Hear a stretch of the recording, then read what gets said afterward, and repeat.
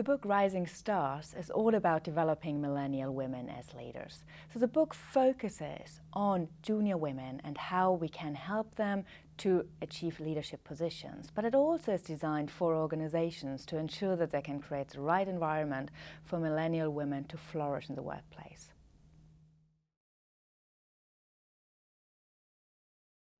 Much of what we can observe in regards to women, millennials, and millennial women in the workplace is actually due to the wider society, to the norms and values that society transmits through stereotypes. For millennial women in particular, it is important to become aware of the power of stereotypes and to become aware of how that might limit them. Very often you find that millennial women get frustrated by those stereotypes, but instead they should find ways of working with those stereotypes in order to overcome them.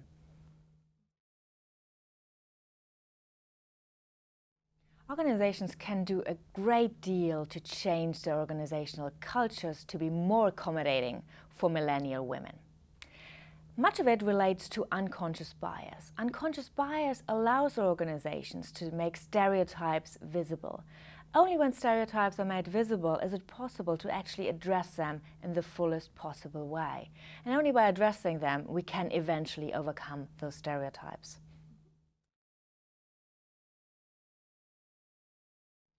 Millennials are said to adore work-life balance. In fact, what they show to a large degree is combining work and life. So a better word is actually work-life integration. Millennials adore work-life integration, and it is very important for them to have enough leisure time. Research has showed that very clearly. However, in many organizations, a long hours culture prevails. And this long hours culture not only means long hours, but also having a lot of face time. And I think for millennials, that becomes an increasingly a burden, and they very quickly lose motivation to stay in organizations. As millennials want work-life integration, it is important that organizations adapt to that need. Otherwise, millennials will very quickly leave and go to pastures new. What can organizations do? Well, it is very important that they ensure that leisure time is being given to individuals in organizations.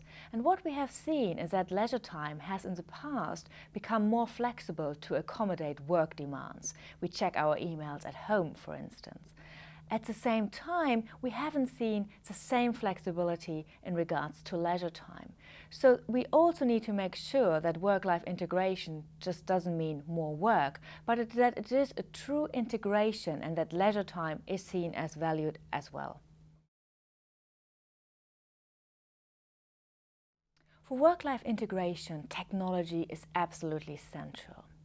Millennials are often said to be the technology-savvy generation. They are literally glued to their devices that they carry with them all the time.